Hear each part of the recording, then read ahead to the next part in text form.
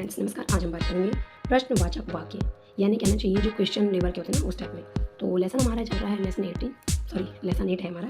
इस अध्याय में के अध्ययन के बाद आपके लिए किसी से भी अंग्रेजी में प्रश्न पूछना कठिन नहीं रहेगा। यानी अपने अगर ये आपको क्वेश्चन करना है, अपन इंग्लिश में सोचते हैं हम इंग्लिश में बात करें बट हम कर नहीं पाते, इसके लिए हम इस चैप्टर की मदद करेंगे, मतलब इस चैप्टर की हेल्प लेंगे। स्टार्ट करते हैं। सहायक क्रिया से, जैसे do, does, is, was, can, could ऐसे शब्दों से प्रश्नवाचक वाक्य। अब जो प्रश्नवाचक वाक्य हैं वो कौन कौन से हैं, जैसे कि what, when, where, why, how ऐसे शब्दों से। इसका अर्थ यह है कि आप जब भी अंग्रेजी में प्रश्न पूछेंगे तब आपका प्रश्न या तो सहायक क्रिया के रूप में होगा या प्रश्नवाचक शब्द के रूप में होगा। अब अंग्रेजी का प्रश्नवाचक वाक्य सहायक क्रिया से कब शुरू होता है, प्रश्नवाचक शब्द में कब, यह हम देखेंगे। ठीक है, स्टार्ट करते हैं। तो ये सारी डिटेल्स हैं, आप चाहे तो इसे पढ़ सकते हैं। स्टार्ट करते हैं। यहाँ पास कुछ इन्फॉर्मेशन है बहुत ही ज़्यादा जो इंपॉर्टेंट है, मैं आपको वही देखूंगी। देखिए ज़्यादा टाइम वेस्ट करने से कोई मतलब नहीं होता है, इसलिए मैं आपको जो काम की चीज़ें मैं वही बस समझाऊंगी। देखिए यहाँ तक प्रश्नवाचक वाक्यों के बारे में हमने सीखा। क्या सीखा भाई, इतना सारा जो उसने पढ़ा उस पर उसने क्या सीखा, चाहे तो आप भी पढ़ सकते हैं। देखिए प्रश्नवाचक वाक्य अंग्रेजी में दो प्रकार से शुरू होते हैं। पहला एक सहायक क्रिया से और दूसरा प्रश्नवाचक शब्द से। हिंदी वाक्य में प्रारंभ या अंत में यदि क्या यह शब्द हो तो अंग्रेजी में ये जो क्या वाला वर्ड है वाक्य सहायक क्रिया से शुरू होगा, और अगर क्या यह शब्द अंत या प्रारंभ में हो तो प्रश्नवाचक शब्द से शुरू होगा। अब देखो भाई बात क्या है, आगे चले। सहायक क्रिया से शुरू होने वाले और प्रश्नवाचक शब्द से शुरू होने वाले वाक्यों की रचना हम एक एक करके देखेंगे। पहला है सहायक क्रिया। फर्स्ट नंबर हमने पढ़ा था सहायक क्रिया, तो हमारी सहायक क्रिया के अनुसार हम पहले पढ़ते हैं, उसके बाद प्रश्नवाचक के बारे में पढ़ेंगे। ठीक है, सहायक क्रिया से शुरू होने वाले प्रश्नवाचक वाक्य की रचना कैसे होती है, चलिए स्टार्ट करते हैं। सहायक क्रिया प्लस कर्ता प्लस क्रिया प्लस ऑब्जेक्ट है ना, मतलब हिंदी में बोल रही मैं, मतलब मैं हिंदी में इंग्लिश बताती हूँ।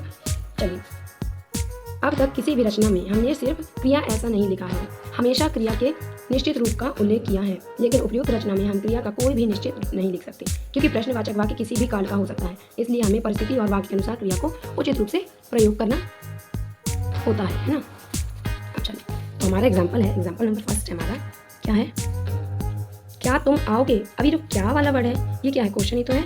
इस वाक्य को हम अंग्रेजी में कन्वर्ट कैसे करते हैं, चलिए पढ़ेंगे। इस प्रश्नवाचक वाक्य की शुरुआत क्या से हुई है। अभी मैंने आपको समझाया था यहाँ पास कि जिस भी वाक्य में के प्रारंभ या अंत में क्या शब्द हो तो अंग्रेजी का वाक्य सहायक क्रिया से शुरू हो रहा है ना। चलिए, इस प्रश्न का उत्तर हाँ या नहीं दिया जा सकता है, इसलिए यह वाक्य अंग्रेजी में सहायक क्रिया से शुरू होगा। वाक्य सामान्य भविष्य काल का होने के कारण विल इस जो सेंटेंस है इसकी सहायक क्रिया कहलाएगी विल।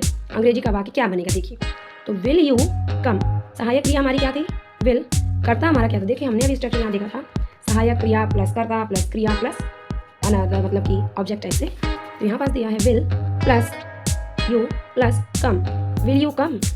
अब अगला नेक्स्ट, पहले का था, दूसरा है क्या तुम जाओगे, तो इसका होगा विल यू गो, क्या तुम जाओगे। नेक्स्ट, क्या तुम जा रहे हो, अभी प्रेजेंट की बात है। इस प्रश्नवाचक वाक्य के प्रारंभ में भी क्या है, इसलिए अंग्रेजी वाक्य सहायक क्रिया से प्रारंभ होगा। हमें अंदाज से सहायक क्रिया का प्रयोग करने की जरूरत नहीं है, क्योंकि हमें वाक्य का काल पहचानना आता है। यह वाक्य अपूर्ण वर्तमान काल का है ना, यानी अपूर्ण वर्तमान काल में एम, आई, आर ये सहायक क्रियाएं आती हैं, इसलिए इस वाक्य की शुरुआत हम एम, इज, आर से होगी और आगे क्रिया में आई एन जी रहेगा। क्यों, क्योंकि भाई प्रेजेंट की बात है ना। तो चलिए अंग्रेजी वाक्य क्या बनेगा, आर यू गोइंग। सहायक क्रिया प्लस कर्ता प्लस क्रिया, आर यू गोइंग, क्या तुम जा रहे हो। तो आज के लिए इतना ही, मिलते हैं नेक्स्ट वीडियो में।